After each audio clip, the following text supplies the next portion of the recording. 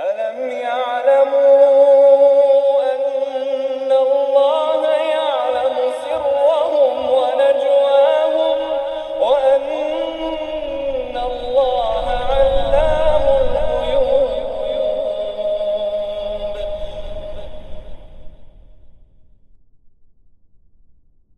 وسيئات أعمالنا من يهده الله فلا مضل له ومن يضلل فلا هادي له أشهد أن لا إله إلا الله وحده لا شريك له وأشهد أن محمدا عبده ورسوله لا نبي بعده اللهم إنا نسألك علما نافعا ورزقا طيبا وعملا متقبلا اللهم علمنا ما ينفعنا وانفعنا بما علمتنا وزدنا بكرمك علما ya rabbal alamin. Para ikhwah sekalian rahimakumullah, sebelum kita masuk ke pembahasan asli untuk kitab ini, ana tadi atau hari ini menyimak salah satu kajian dari Masjidil Haram, kajiannya Syekh Saleh bin Humaid hafizahullah. Jadi di Masjidil Haram itu ada beberapa kajian spesial oleh ulama paling kibarnya di sana. Di antara Syekh Abdurrahman As-Sudais dan yang lebih tua dari beliau yaitu Syekh Saleh bin Humaid hafizahumullah. Biasanya itu di entah antara rukun Yamani sama rukun Hajar Aswad atau Trimah, tapi di berhadapan dengan Ka'bah gitu. Di area matafnya, di area tempat tawafnya itu. Itu kadang ada kajian khusus spesial di situ oleh ulama paling besarnya mereka gitu. Ya. Dan kemarin hari atau berakan waktu Syekh Saleh bin Humaid ada kajian tematik di situ dengan judul Fastaqim kama umirta. Istiqamah itu diambil dari ayat Al-Qur'an. Istiqamahlah kamu sebagaimana engkau diperintahkan. Dan beliau menyebutkan di antara wasail istiqamah, di antara faktor pendukung istiqamah itu tanawwu'ul ibadat, yaitu memvariankan ibadah, tetapi juga dengan secara makna ya, beliau mengisyaratkan agar setiap dari kita mencari apa potensi dirinya, ya, di mana kecondongannya gitu dalam ibadah. Yang suka sedekah maka di situ kecondongannya, maka prioritaskan dan maksimalkan. Yang suka ibadahnya ilmu atau mengajarkan ilmu, maka fokuskan itu lebih gitu. Ya mungkin di ibadahnya adalah rajin baca atau suka dengan nada-nada, maka baca Al-Quran itu mungkin lebih cocok buat dia untuk diperbanyak. Sampai kemudian beliau menyebutkan satu hadis yang sangat bagus ya, penting. Itu hadis Nabi SAW. Beliau sebutkan, man anfaqa zawjaini fi sabilillahi nudiya fil jannati ya abdallah hadza khair. Kemudian masih panjang lagi berikutnya. Kalimat ini pada awalnya tentu kalau kita melihat ke pemikiran awal bisa aja maknanya yang kita fahami adalah man anfaqa zawjaini fi sabilillah, yaitu barang siapa yang menafkahi dua istri di jalan Allah. Tapi hadis ini nggak pernah masuk ke bab poligami, ya nggak pernah. Karena makna zaujain di sini bukan pasangan, bukan istri, bukan istri, bukan pula suami. Tapi makna zaujain di sini, zauj itu yaitu pasangan, memang maknanya sepasangan. Ya, tapi pasangan di sini bukan maksudnya suami istri, bukan. Ya, man anfaqa zaujaini fi sabilillah nudiya fil jannah. Barang siapa yang menginfakkan sepasang, ya, zaujain sepasang, artinya antum infak, kemudian antum infak lagi, itu makna pertama. Maka ini seperti zaujain. Faham gak ya? Gak faham? Belum? Ya. Antum infak sekali nih, misal ada orang miskin, antum infak sama dia 100.000. Baik. Setelah itu antum turutkan infak itu dengan infak lagi ke orang miskin lainnya 100.000. Ini namanya anfaqa zaujain. Gimana, paham gak sini? Yang ini sebagai secara makna adalah terbiasa infak gitu loh. Maksud di sini adalah cepat berinfak, terbiasa infak, mudah untuk infak, itu maknanya. Fisabilillah, di jalan Allah. Nudiya fil jannah, nanti di surga akan diseru dengan hadza khair. Ya Abdallah, wahai hamba Allah, ini adalah kebaikan. Lafaznya sederhana, hadza khair, tapi dengan nakirahnya khair tanpa al, ini ada sisi ta'zim. Hadza khair. Ya. Gitu. Ada sisi ta'zim, yaitu pengagungan akan amalan tersebut. Itu makna pertama, jadi dari man anfaqa zaujain. Makna kedua yang dipahami ulama dari man anfaqa zaujain, yaitu sekali infak dia sepasang. Sekali infak dia bukan cuma satu, tapi sepasang. Paham enggak? Ketika antum misal antum mau berkurban atau infak itu aja. Beli satu kambing, enggak, antum beli dua. Ini maknanya. Sehingga maknanya adalah antum sekali infak itu double aja gitu, double. Infak double gitu. Ya. Dua makna ini sahih insyaallah. Kalau makna yang pertama yaitu memperturutkan infak, habis itu nanti infak lagi. Ini saking seringnya infak dan mudahnya tangan itu untuk berinfak. Kalau makna kedua yaitu antum sekali infak itu dua gitu loh. Enggak cuma satu ngasihnya gitu. Dua. Dan ikhlas fisabilillah. Maka itu akan dipanggil di surga nanti. Hadza khair, ya Abdullah, hadza khair.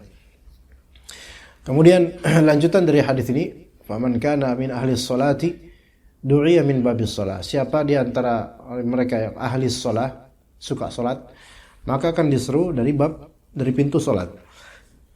Jadi di surga ada pintu salat namanya.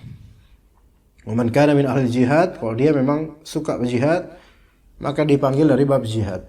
Kalau man kana min ahli sedekah, dia suka sedekah, dipanggil dari pintu sedekah. Wa man kana min ahli siyam du'iya min babir rayyan. Kalau dia suka puasa, maka diseru dari pintu Ar-Rayyan namanya. Nah, kemudian kata Abu Bakar As-Siddiq radhiyallahu anhu, "Ya Rasulullah, ma 'ala ahadin yud'a min tilkal abwabi min darurah. Fahal yud'a ahadun min tilkal abwabi kulliha?" Maksudnya Abu Bakar As-Siddiq kemudian bertanya, "Ya Rasulullah, bagaimana, apakah ada orang yang satu orang itu dipanggil dari semua bab, dari semua pintu? Mungkin enggak ya Rasulullah?" Kata Rasulullah, "Na'am." Iya, mungkin. "Wa arju an takuna minhum." Dan saya berharap engkau wahai Abu Bakar termasuk orang yang dipanggil dari pintu-pintu semuanya itu. Dan memang kenyataannya Abu Bakar itu dari segi salat paling top. Dari segi jihad paling top. Dari segi sedekah apalagi? Dari segi puasa paling-paling. Abu Bakar As-Siddiq. Dalam riwayat lain, "Na'am wa anta minhum." Na'am, dan engkau wahai Abu Bakar termasuk di antara orang-orang yang disuruh dari semua pintu itu. Artinya mengamalkan semua ini dan yang paling top mengamalkannya. Nah, faedah lainnya dari Bakr Al-Muzani, beliau mengatakan bahwasanya Abu Bakar menjadi orang yang paling top dalam Islam bukan dikenal likathratil amal, karena banyaknya amal, bukan dikenal karena itu, tapi dikenal karena waraknya dan apa yang ada di hatinya dari keikhlasan. Begitu. Baik, faedah dari ini adalah yang paling ana ingin sampaikan dari ana adalah bahwasanya kita masing-masing punya kecondongan dan potensi di bidang kebaikan yang mungkin itu lebih afdal antum lakukan dibandingkan orang lain. Maka carilah pintu surga melalui potensi antum itu gitu loh. Ada di antara antum yang memiliki kelebihan harta, maka di situ, dan antum suka sedekah, maka di situlah pintu surga antum mudah-mudahan. Ada di antara antum yang mungkin suka atau cinta ilmu, maka di situ mungkin pintu surga antum. Ada di antara antum yang suka birrul walidain, maka mungkin di situ pintu antum. Tapi yang paling afdal dari semua yaitu menjamak banyak dari pintu-pintu kebaikan. Ya begitu. Itu faedah yang ingin Anda sampaikan karena ketika Anda menyimak faedah ini tadi setelah pulang dari Depok ya, Anda mendapatkan, wah ini Masya Allah, ini baik sekali gitu, untuk mengingatkan diri kita masing-masing. Ya, karena Allah Subhanahu wa Ta'ala tidak membiarkan kita terlunta tanpa potensi dan kelebihan. Semua ada jatahnya. Tapi kita mau nggak untuk mengeksploitasi pahala melalui jalur yang Allah berikan itu. Ya begitu. Tapi kita lanjut ke kitab Ma'alim fi Thariqi Talabil Ilmi. Masih di masalah adab-adab dalam berdiskusi atau munaqasyah. Ya, dikatakan famin adabil munadharati al-ilmiyati. Di antara adab-adab dalam berdiskusi ilmiah adalah yang pertama, an yakuna al-qasdu ibtigha'a mardatillahi ta'ala fi izharil haqq. Hendaknya yang menjadi tujuan dalam diskusi adalah untuk mencari ridha Allah Ta'ala dalam rangka izharul haqq. Ya, dalam rangka menampakkan kebenaran. Ya, dalam rangka menampakkan kebenaran. Dan dikatakan oleh Syekh di sini, qala al-Imam Ibnu al-Jauzi rahimahullah taala. Berkata Imam Ibnu al-Jauzi rahimahullah, ini dalam kitab Talbis Iblis, dan Anda ingatkan antum, kitab Talbis Iblis ini kitab yang paling menohok siapapun dari orang, termasuk kita semua. Ya, dan kitab Talbis Iblis ini populer sejak zamannya. Populer semenjak antum belum mengenal sunnah pun kitab ini sudah populer, ikhwan. Ya. Di era 90-an itu di antara kitab yang cukup bestseller itu Talbis Iblis. Ya. Itu yang terbitin tuh dulu pustaka Al-Kautsar. Ya. Itu covernya itu laba-laba gitu, jaring laba-laba. Itu ikonik banget gitu. Talbis Iblis ini kitab yang Masya Allah. Apalagi kalau yang baca itu orang sufi kental, wow itu ngamuk itu. Karena Ibnu Jauzi itu, beliau itu kayak suka mentungin orang-orang sufi yang memang gulu, alay, lebay, palsu. Itu dikupas itu di Talbis Iblis. Waalaikumsalam warahmatullahi wabarakatuh. Ya. Dan seperti orang-orang yang penuntut ilmu atau orang-orang alim yang palsu ilmunya atau yang pura-pura, itu pun dikulitin sama Ibnu Jauzi. Bukan nama orangnya, tetapi sifat-sifatnya disebut oleh Ibnu Jauzi. Di antara ini nih, ya, dilihat di sini kan di antara faedahnya dari beliau. Wa min dzalika anna al-mujadalata innama wudi'at liyastabina as-shawab.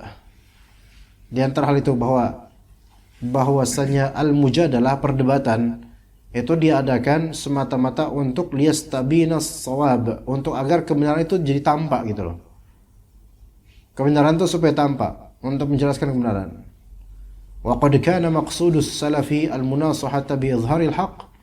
Dan sungguh maksud yang ditujukan oleh para salaf, para ulama terdahulu, ada al-munasahah, yaitu ada untuk saling menasihati dengan menampakkan izharul haqq, menampakkan kebenaran. Wa qad kanu yantaqiluna min dalilin ila dalil. Kadang mereka itu berpindah dari satu dalil ke dalil lainnya. Ya. Wa idza khafiya ala ahadihim syai'un nabbahahu al-akhar. Jika ada sesuatu tersembunyi, yaitu ada yang kelupaan dari salah satu pendebat, maka orang lain atau pendebat lain itu mengingatkan gitu loh. Jadi saling ta'awun untuk sampai ke mufakat kebenaran gitu. Ya. Li'annal maqsuda kana izharul haqq. Karena maksud atau tujuan yang dijunjung adalah menampakkan kebenaran, sehingga cari ridha Allah dalam berdebat. Taib, kalau misalnya kita diskusi dan ternyata bukan mencari ridha Allah, maka akan sulit kalau kita menunjukkan tampak kebenaran. Tujuannya tampak kebenaran itu susah. Ya, susah. Dalam masalah agama susah. Jadi harus ikhlas. Yang kadang-kadang masalah ikhlas ini lebih sulit bagi pakar dibandingkan masalah ilmunya.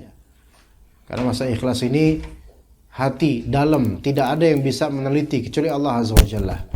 Tidak ada yang tahu kecuali Allah Azza wa Jalla. Ya. Tapi yang kedua, tsani, an yakuna aliman aw mulimman bil mas'alati allati yunadharu fiha. Hendaknya seorang yang bermunadharah, yang berdiskusi ini, yaitu alim mengetahui, dan mulim, memiliki ilmam, pemahaman yang benar tentang permasalahan yang didiskusikan. Jangan asal debat aja, jangan asal di-approve undangan itu, jangan. Bahkan kalau bisa jangan sama sekali gitu, kalau bisa.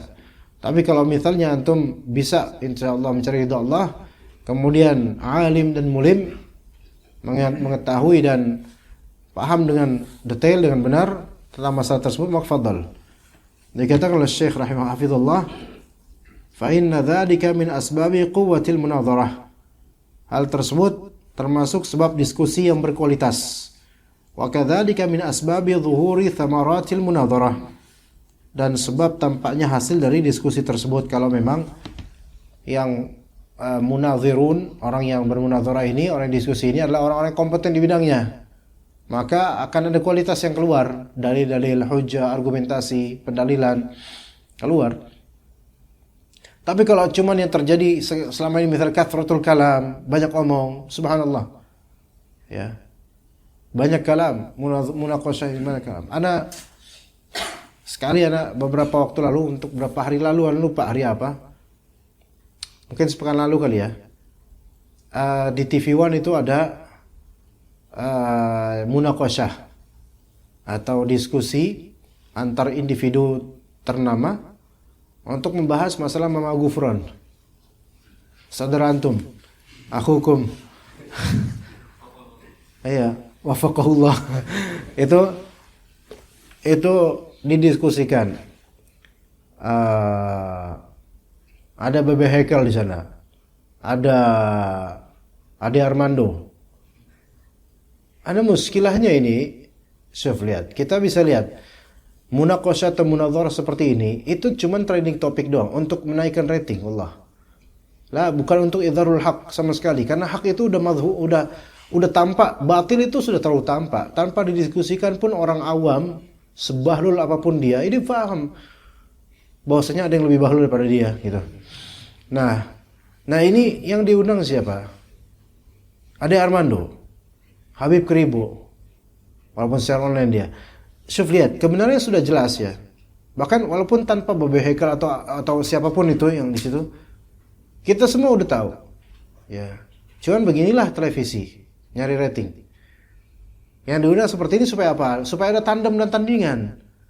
Anda melihat hujah dari Ade Armando, hujah dari ini. Hujah-hujah yang sebenarnya mereka itu hanya apa? Memang enggak membela Mama Gufron, tapi karena diadakan untuk penyeimbang, maka mereka dipaksakan dan mereka memaksakan diri untuk memberikan argumentasi yang itu sangat bodoh gitu. Maka ini yang disebut munaqashah, bukan ahlinya, bukan niatan mencari ridha Allah, yang mana rancu ujung-ujungnya ngapain gitu loh. Sesuatu yang udah jelas, karena ketika itu MUI belum membuat statement. MUI waktu itu belum membuat statement untuk Mama Gufron ini. So ini sampel. Ini sampel. Itu baru satu sampel yang sangat sederhana. Karena permasalahan Mama Gufron ini nggak terlalu besar sebenarnya dibandingkan permasalahannya. Dan antum bisa lihat, dan sebaiknya nggak usah lihat memang, itu diskusi-diskusi munadharat yang ada di TV-TV itu.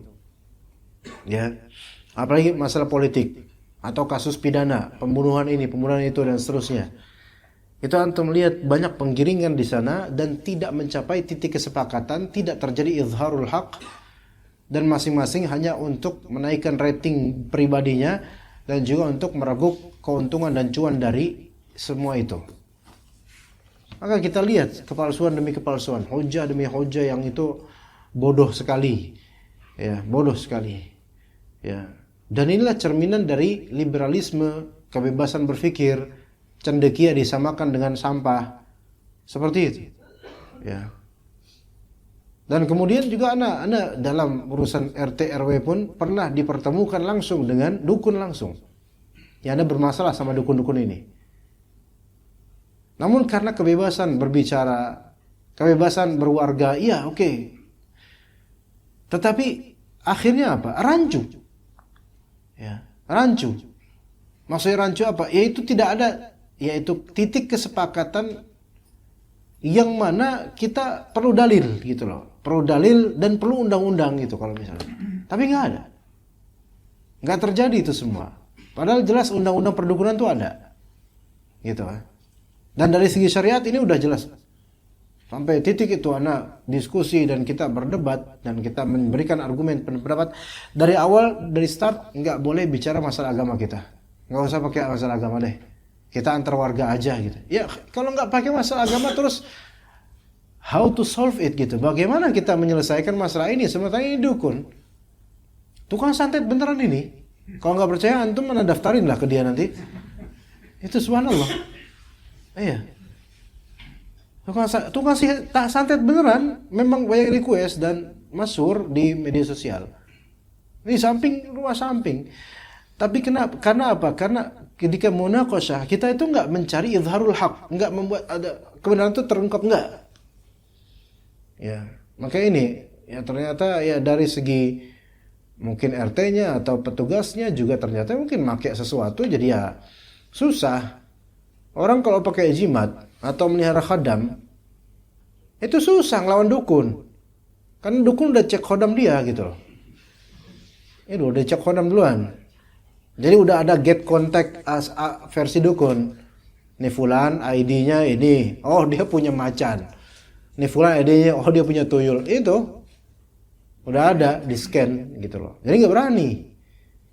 Makanya nggak ada kesepakatan. Karena apa? Setiapnya itu tidak lillahi ta'ala, tidak untuk idharul haq, dan yang berbicara bukan di bidangnya gitu. Repot benar kalau diskusi bukan di bidangnya.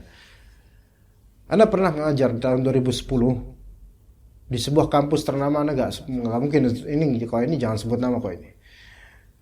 Ada satu fakultas di kampus besar tersebut dan jurusannya sastra Arab. Anda ngajar anak-anak sastra Arab tahun 2010, 2011. 2011 lebih tepatnya 2011 ya. Anda ngajar ikhwan akhwat di situ. Ini kampus ternama. Boleh dikatakan ini kampus prestasinya Masya Allah. Boleh dikatakan ini jurusan yang anak-anaknya ini nggak ada niatan ini. Nggak ada niatan. Artinya bahasa lainnya adalah mereka ini anak-anak buangan yang bercita-cita kuliah di kampus ini karena namanya. Tapi karena nggak diterima maka dibuang ke sastra Arab. Karena Anda nggak ngelihat sama sekali muka Arab nggak apa-apa lah, muka Jawa nggak apa-apa. Tapi spirit sedikit Arabnya nggak bisa, beneran. Ini aduh ya Allah. Anda ngajar yang basic aja itu mereka nggak bisa, aduh subhanallah. Sastra Arab kan puisi, syair, nazar dan seterusnya yang itu kita yang belajar syariah aja belum tentu kita mau belajar balaghah dan sastra Arab karena itu ya agak sulit. Lah ini huwa huma hum yahumahunna aja belum bisa komat kamit. Ini gimana? Anak sampai geleng-geleng ini orang-orang nih, aduh anak-anak ini susah. Tetapi giliran protes, giliran kritik nomor 1. Ini mental mahasiswa nih, mulai 2010 kemarin atau dibentuk mahasiswa itu kritis. Bukan kritis sekarat. Ya, ilmunya sekarat, tapi kritis di sini itu apa-apa dikritis. Nanya ke dosen, nanya ke guru seolah-olah paling ngerti. Ya. Padahal udah dijawab oleh guru, udah dijawab oleh dosen, habis dijawab coba diulang jawaban saya, enggak paham dia. Ya, demo sana, demo sini. Terus kemudian dibentuk diskusi-diskusi. Antum akan lihat itu. Atau mungkin sebagian dari kita itu dulu di kampus seperti itu. Di kelas disuruh diskusi, bikin diskusi, explore ilmu dan seterusnya dengan diskusi munaqasyah. Yang mana ada siapa? Yang mana kemudian soal mana sih? Oh. Di mana? Di atas. Oh gitu. Pak Win mau ke kamar mandi atau kemana Pak? Ntar kita liatin nungguin tapi ke kamar mandi nih. Itu kayak apa, udah macet nyari jalan pintas ngikutin orang, tahu ya dia pulang ke rumah.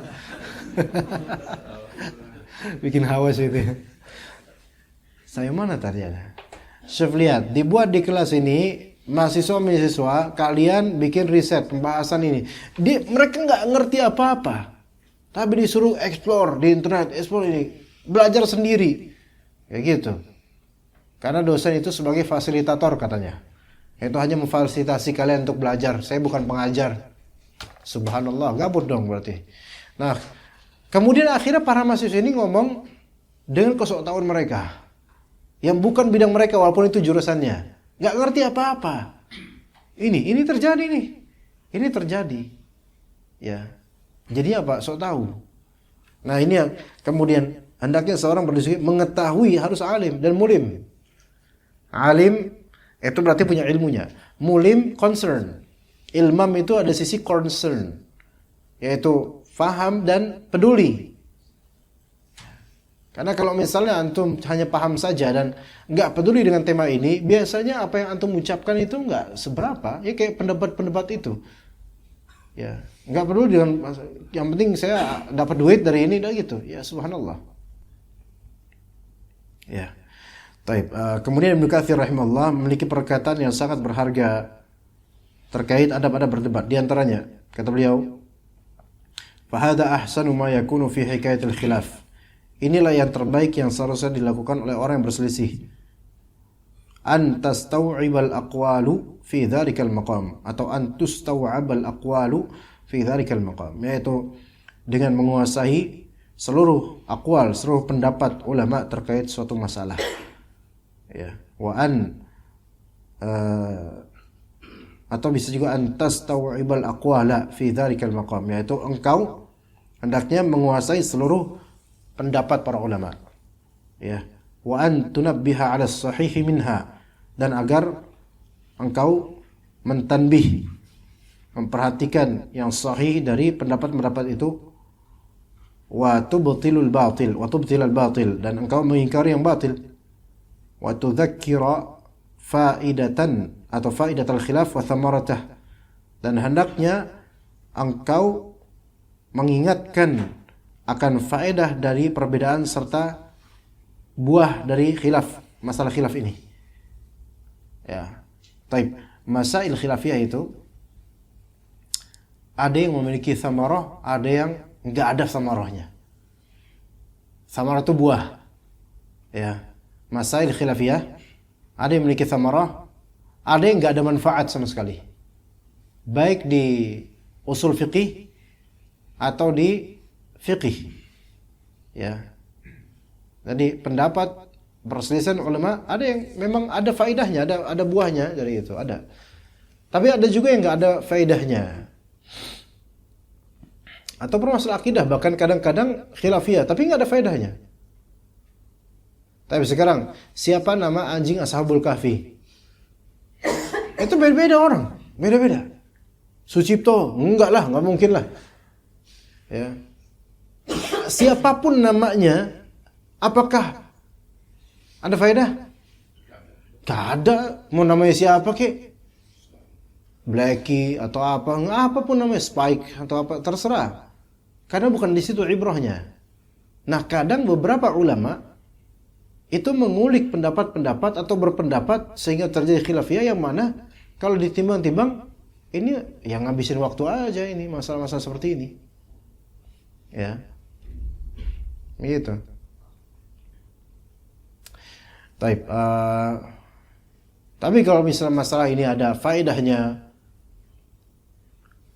atau minimal kita belajar istidlal darinya, itu masih alhamdulillah bagus. Ya. Contoh apa? Apa contohnya, ikhwan? Hah? Suaminya Khadijah sebelum meninggal. Kenapa dia? Pernah ada yang bertanya begitu dia. Siapa suaminya? Siapa suaminya? Iya. Kan enggak faedah tadi. Enggak ada faedah. Iya. Antum ngomong gitu juga enggak ada faedah, Pak. Tapi ini faedah. Iya, faedah. Faedah ya. Antum telah memberikan faedah yang tidak ada faedahnya, ya. Betul, itu faedah benar. Tapi ya, kalau dipikirin suami Khadijah siapa? Ya, siap pakai urusannya apa kitanya? Gitu. Apalagi hal lain yang ada faedahnya. Khilafiyah rata-rata berfaedah, ikhwan. Coba contoh apa? Nikah itu maknanya apakah dia akad atau jima? Itu dalam bahasa Arab itu khilafiyah. Akad atau jima. Sebagian ulama mengatakan nikah maknanya adalah akad, bukan jima. Ulama lain mengatakan nikah secara bahasa Arab maknanya adalah jima, bukan akad. Gitu, paham gak ya? Akad kan kita tahu, akad nih, resepsi, akad nikah. Kan? Tapi dalam bahasa Arab juga nikah dimaknai apa? Jima. Jima itu nikah dalam. Iya. Dalam hadis juga seperti itu. Ya. Nah, mana yang sahih sebagai hakikat atau majaz? Ada yang mengatakan dalam ulama bahwa makna nikah secara hakiki dalam bahasa Arab adalah akad. Adapun jima itu makna majaz dari akad, dari nikah. Baik. Pendapat kedua dari ulama, nikah secara bahasa, secara makna aslinya, hakikinya adalah jima. Adapun akad itu adalah majaz. Baik. Ternyata ya kita apaan sih kayak gini ya? Bingung juga karena kita bukan orang Arab. Tapi ternyata ada thamarah fiqhiyah dari perbedaan ini. Ada buah dan efek fikihnya dari perbedaan ini, ikhwan. Begitu. Ya. Yang anak sendiri lupa, tapi disebutkan dalam syarah Umdatul Fiqh. Ya. Disebutkan, dan ini disebutkan oleh beberapa ulama di antara ulama Hanabilah. Ya, dengan sebab perbedaan ini ada perbedaan pendapat di antara ulama mengenai efeknya dari nikah.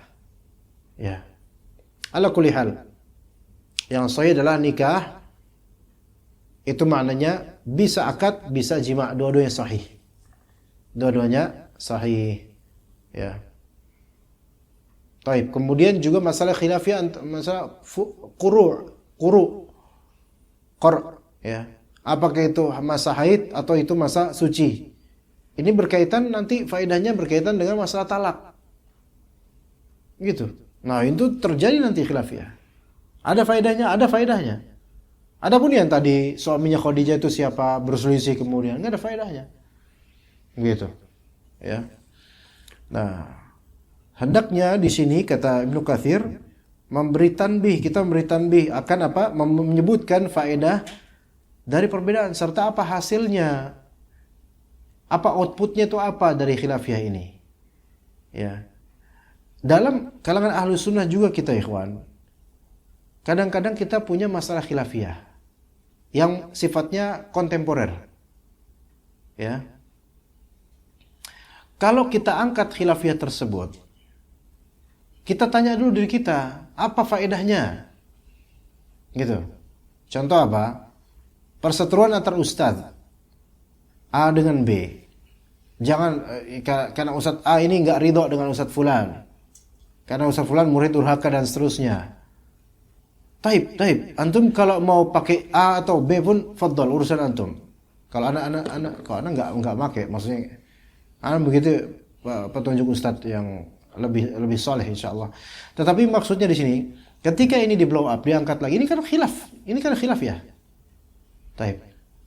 Sekarang apa thamarah dan apa faedah buat kita nih mengangkat permasalahan seperti ini? Apalagi setelah kepergian rahimahullah. Apa thamarahnya coba? Antum paham enggak aneh ngomongin Pak? Coba sekarang antum sebutin apa thamarahnya. Thamarah yang maksud adalah apakah antum tambah imannya dengan ini? Lah. Apakah antum tambah ilmu dengan ini? Ini terlepas antum mau ikut yang mana itu urusan antum. Tapi seandainya antum angkat masalah ini di ikhwan, di media sosial, antum dapat apa? Atau umat ini dapat apa? Apa progresnya untuk umat ini, ikhwan? Enggak, malah justru makin janggal gitu. Ini masalah termasuk khilaf di antara kita. Iya, di antara kita. Yang misalnya antum mau pakai pandangan Ustadz rahimahullah untuk tidak berguru pada fulan, fadhal. Dan itu anda seperti itu. Yang mau ke sana pun fadl, itu urusan antum. Tapi Anda nggak merekomendasikan. Tapi untuk mengangkat dan membawa kemudian lah. Kita ini udah terlalu banyak terfitnah, ikhwan. Anak pengajian ini, ikhwan pengajian itu udah terlalu banyak urusan, kerja, malas ngaji, itu lebih diurusin tuh. Tidur pas pengajian itu tuh. Itu. Ya tidur masih nggak apa-apa, Anda masih suka itu. Tapi kalau nggak hadir, nggak pernah hadir, itu mungkin lebih afrah. Lebih afrah, maksudnya lebih parah ya. Gitu. Ya, itu yang harus ditumbuhkan. Pada mau online doang, nggak mau ke kajian, itu banyak sekarang. Kemudian yang hijrah tapi cuman pakaian doang, tapi pakaian itu pun di-stylekan dengan R&B, hip hop, bling bling dan seterusnya. Ini juga terjadi. Ya, ini dibenerin. Terus masalah manhaj. Ya, tapi kalau antar kita, yang mana itu malah justru makin memecah belah. Khalas sudah, mendingan nggak usah. Ini menurut ana, dan menurut ana ini insyaallah lebih aslah. Kita nggak usah bahas yang seperti itu gitu loh. Antum mau berguru sama fulan, khalas, fadhol, itu pilihan antum. Enggak, fadhol. Yang penting ngaji. Udah, tahunya nggak ngaji. Udah ribut-ribut, tahunya ributnya doang, ngaji enggak. Pahala nggak dapat, hafalan nggak nambah, cacian iya. Ya subhanallah. Belum tentu kita diridhoi dengan hal-hal seperti ini loh. Ya, taib. Itu masalah khilafiyah yang ada di antara kita. Nah, kenapa Ibnu Katsir beliau menyebutkan hendaknya apa? Sebutkan thamarahnya, apa faedahnya? Kenapa begitu? Karena gini kata beliau. Li'alla yatula an-niza'u wal khilafu fima la fa'idata tahtah fayashtaghalu bihi 'anil aham. Kenapa Ibnu Katsir nyuruh kita sebutin faedah dari perbedaan ini, atau apa thamarah, buahnya apa? Tujuannya supaya apa? Supaya perselisihan ini enggak memanjang. Padahal ya pada perkara yang tidak ada faedah, pada ending enggak ada faedah. Sehingga orang-orang tersibukkan dengan hal-hal seperti ini. Gitu. Ya. Maka penting kalau kita mau mengangkat suatu permasalahan yang diperselisihkan atau jadi bahan omongan atau perselisihan, faedahnya apa? Itu dulu. Ya, faedahnya apa? Ada nggak faedahnya? Apa ada nggak solusinya? Atau ada nggak faedah ilmiah lah minimal yang bisa diarguk oleh pembaca atau penulis atau penonton? Itu seperti itu. Ya. Kemudian fa'amma man haka khilafan fi mas'alatin walam yastau'ib aqwalan nasi fiha fahuwa naqis. Adapun orang yang mengutarakan perbedaan pendapat tentang suatu masalah, namun ia tidak menguasai pendapat-pendapat orang lain tentang masalah tersebut, maka ia adalah seorang yang memiliki kekurangan, kurang, naqis. Allahu akbar, Allahu akbar. Ayo kita azan dulu kalau gitu. Baik, kita lanjutkan ikhwan.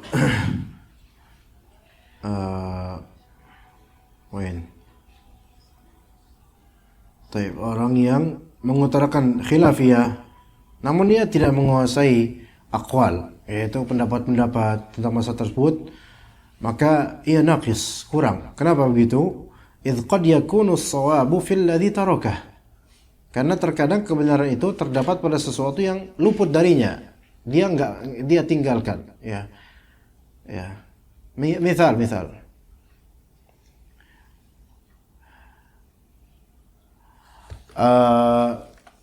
Kotoran kambing itu suci atau najis? Najis, suci. Atau kadang najis, kadang suci, sesuai dengan makannya sama kayaknya.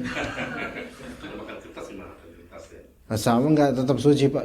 Iya, tetap suci.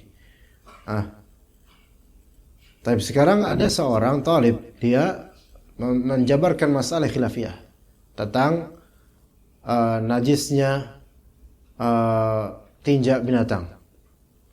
Lalu dikatakan seluruh tinja binatang itu najis secara mutlak. Itu pendapat pertama ulama sekian-sekian yang menyebutkan.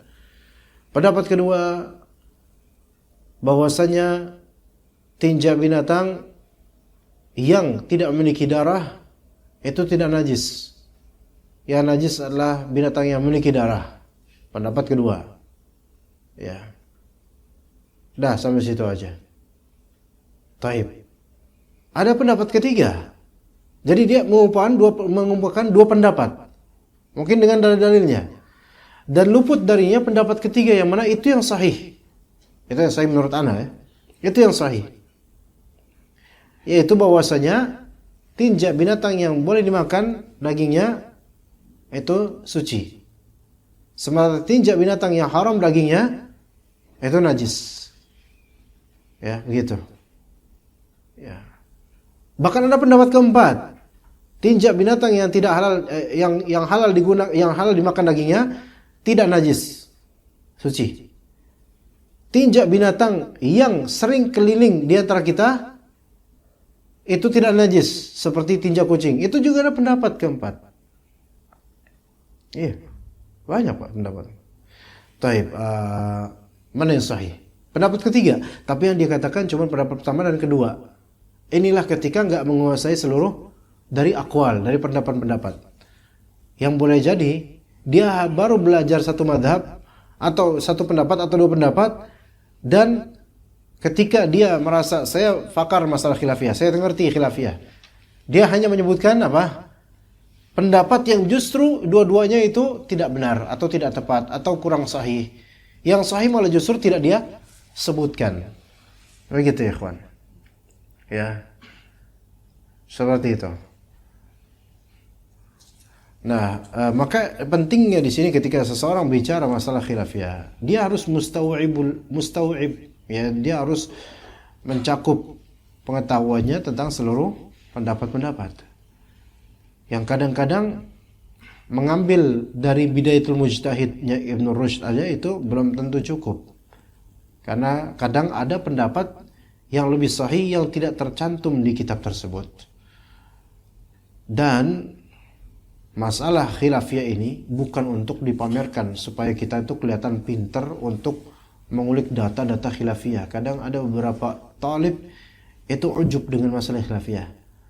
Atau dia pengen dianggap satir, pintar karena nguasain pendapat demi pendapat ulama gitu.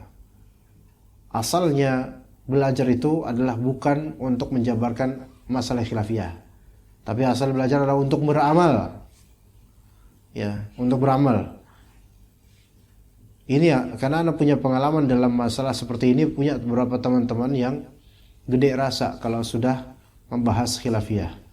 Ini biasa di kalangan-kalangan sebelah, ya, kalangan-kalangan hijau atau misalnya itu suka ketika ada khilafiyah. Karena dengan antum menguasai khilafiyah, bagi orang-orang seperti ini kalau menguasai khilafiyah itu licin jalannya, yaitu bisa berkelit sana sini demi menghidupkan bid'ah atau demi melawan sunnah. Kan ada ulama yang berpendapat begini gitu, nanti alasannya gitu. Jadi ketika kita bawakan dalil yang sahih, maka akan dipertentangkan. Kan ada ulama ini masalah khilafiyah bro gitu. Akhirnya yang sunnah itu nggak tertegakkan, yang bid'ah dilestarikan dengan alasan ini masih khilafiyah. Begitu ikhwan.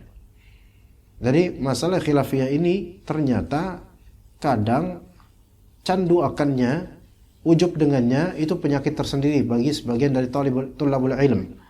Antum juga akan melihat perselisihan di Facebook misalnya antara dai salafi dengan dai yang dulunya salafi sekarang sudah taubat dari salafi. Biasanya masalah apa? Khilafiyah. Antum lihat aja. Dan orang-orang yang dai-dai yang mengklaim dulunya taubat dari salafi itu mengangkat masalah khilafiyah dan akan berkelit dengan itu supaya kebid'ahan itu tetap ada. Dan memojokkan ustadz atau ustadz sunnah. Mesti pakainya masalah khilafiyah. Antum akan benar, omongan Anda benar. Selalu begitu. Itu yang Anda pelajari sejak kita Facebook kan 2010, 2009, tracknya tuh ahlu bid'ah dan orang-orang yang sok taubat dari salafi itu seperti itu.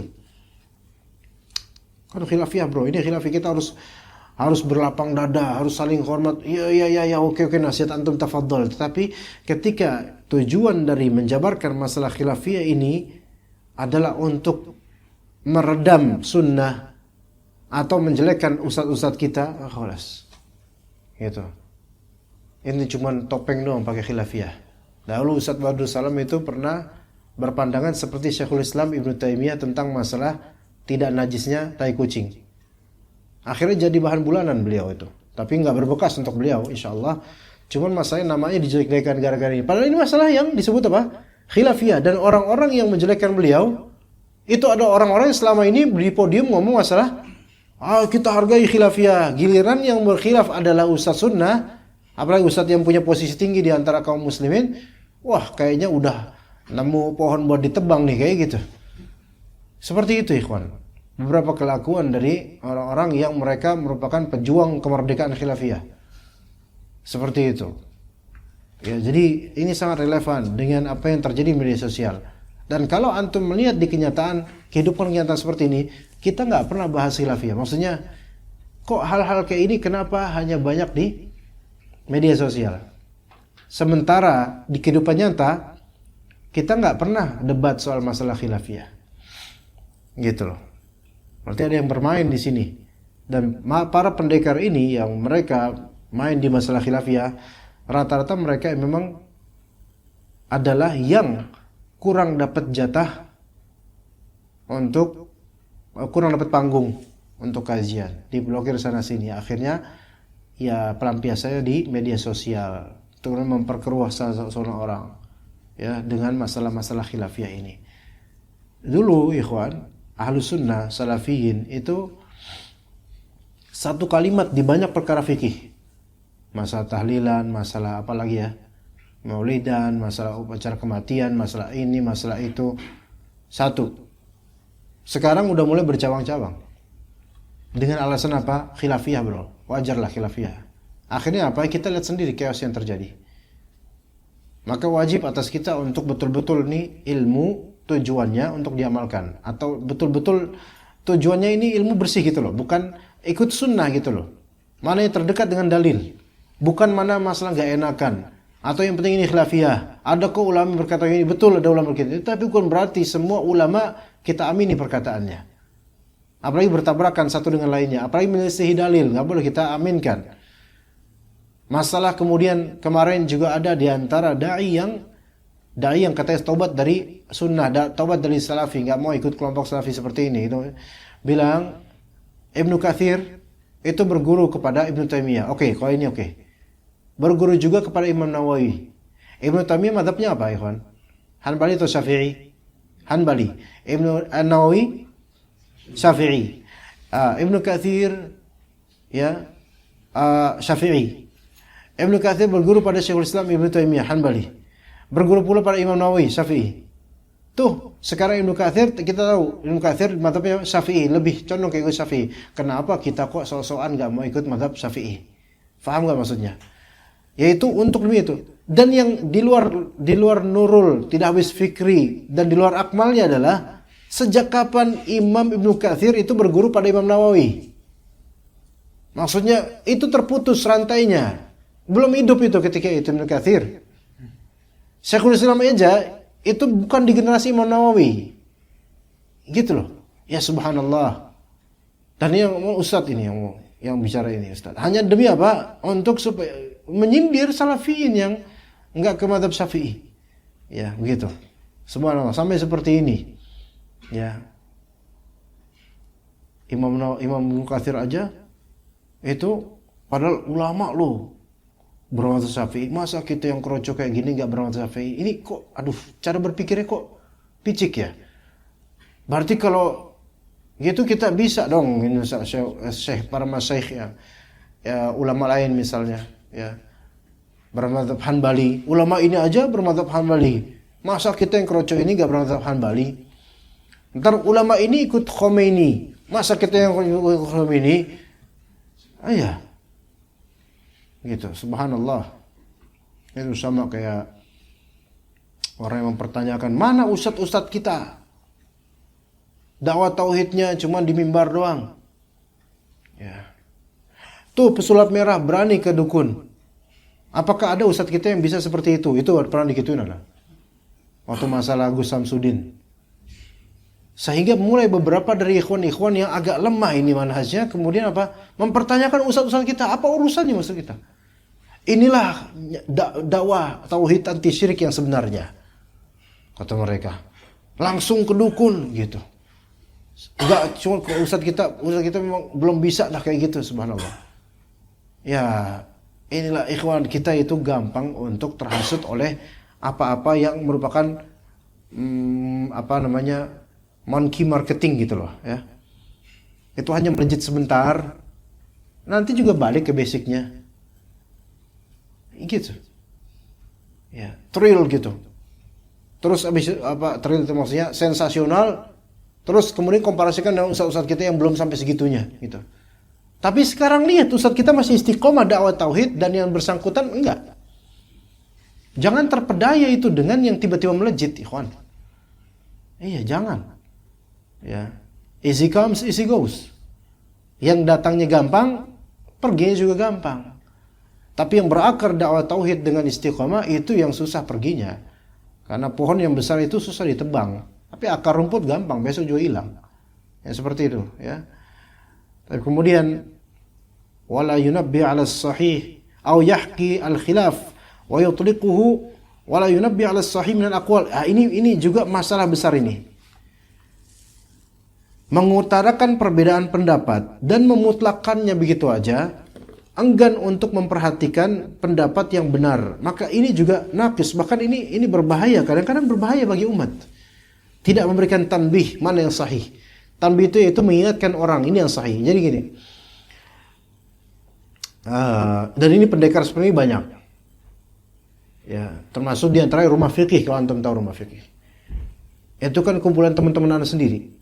Generasi pertama rumah fikih itu generasi anak dulu di sana tadinya, sebelum ada rumah fikih. Jadi tahu dalamnya siapa aja beliau-beliau ini. Orang-orang yang pintar, berilmu, cuman hanya menjabarkan khilafiyah saja. Dan kemudian meliberalkan, antum bebas mau pilih pendapat yang mana. Subhanallah, orang awam dikasih kayak gini. Ya kemudian pilihlah yang paling enak. Lah kalau kayak gini kan nantinya orang-orang tatabbu' rukhas namanya. Tatabbu' rukhas tuh nyari yang penak-penak wae gitu loh. Yang penak menurut saya itu yang saya pegang. Ini yang kata para ulama, man tatabba'a rukhas faqad tazandaq. Siapa yang nyari yang enak-enak doang, maka dia seperti orang zindik, seperti orang munafik. Ini juga bahaya juga, ya. Jabarkan khilafiyah, mentang-mentang ulama beda pendapat, udah terserah Pak, antum mau yang mana itu. Ya nggak bisa gitu dong kalau kita ngaji. Alhamdulillah rata-rata ustaz sunnah nggak gitu. Imma langsung jawab mana pendapat rajih dan kalau ada dalil disebut dalilnya, atau jabarkan khilafiyah dan kasih tahu mana yang menurut ustaz, mana yang rajih ustaz. Ini bukan masalah ustaz, apakah ustaz lebih hebat daripada ulama fulan? Ini bukan masalah hebat-hebatan. Kita itu berilmu kan buat apa? Beramal. Penanya bertanya akan masalah khilafiyah dan ilmunya supaya amal, bukan supaya tahu jawabannya, supaya beramal. Sekarang kalau antum bisa, ustaz kira-kira kalau misalnya kunut subuh, anak ikutan gak saya teh? Itu gimana saat bid'ah apa enggak? Oh, anak mungkin bilang, ya ini masalah yang dipersiskan oleh ulama. Ada yang bilang kunut subuh rutin itu bid'ah. Ada yang bilang kalau sekali-kali nggak apa-apa. Nah, ada yang bilang gini, tapi Ustaz, anak mungkin condongnya bid'ah. Oke, bid'ah. Terus gimana? Anak ikutan nggak saat angkat tangan dan aminin? Nah, ini juga menjadi perbedaan pendapat di antara ulama. Ulama pertama bilang bahwasanya antum ikutan nggak apa-apa demi persatuan. Ulama kedua, ya jangan. Menurut Ustadz gimana? Ya menurut antum gimana? Lah, kan anak Ustadz, ya anak nggak bisa memvonis. Anak bukan Tuhan. Ya repot kok kayak gini. Emang semua bukan Tuhan, ya. Maka di sini sang Ustadz dai membimbing umat, membimbing penanya. Apa yang menurutnya benar, itu amanah. Qulil haqq walau kana murran, apa yang benar Allah tampilkan itu benar bagi dia, katakan. Menurut anak afwan nih, menurut anak antum nggak usah ikut. Untuk angkatan nggak usah, udah antum ya. Tapi Ustaz, kata Ustaz lain gini, ya itu kata Ustaz lain. Anak kan tuh kan nanya tangan nah. Anak jawab ini, masih syukur loh anak jawab dan nggak ditarifin gitu kan. Ya. Coba kalau nggak jawab, anak protes nanti. Anak jawab, antum jangan, dah karena ini bid'ah selesai, nggak usah ikutan dengan yang bid'ah. Ya udah Ustaz syukuran, ya udah, kan enak kayak gitu. Iya kan enak. Ya. Ada di Masjid Jenderal Sudirman tahun 2018 dulu. Ada seorang ikhwan, sebenarnya ngajinya setengah-setengah dia. Itu nanya ke anak, dia kerja di bank dan banknya bank ribawi konvensional. Ya. Dia nanya tentang masa kerja di situ, pokoknya halal atau haram gitu. Anak bilang haram mas, nggak boleh kerja di situ. Ustaz, berarti anak ini ya uangnya haram semua dan seterusnya. Wah, dia protes. Wah, berarti anak kalau ya haram, dia bilang haram, udah haram. Mau gimana lagi pak? Masa kayak gitu Ustaz? Ntar kalau misalnya anak kerja, dapat kerjaan tapi di bank, berarti nggak boleh Ustaz? Ya nggak boleh lah, kan haram. Kok rata-rata bilang kayak gini Ustaz? Apa? Anak udah nanya sama Irwandi, kata dia gitu. Ikhwan ini usianya paling baru mungkin 29-an itu ikhwan yang orang ini ikut itu. Baru 28. Anak udah tanya ke Irwandi Ustaz. Kebalik harusnya anak udah tanya Ustaz Irwandi. Ini anak udah tanya ke Irwandi Ustaz. Dokter dibandingin sama anak. Ke Irwandi lagi ngomongnya. Emang itu ada antum gitu apa?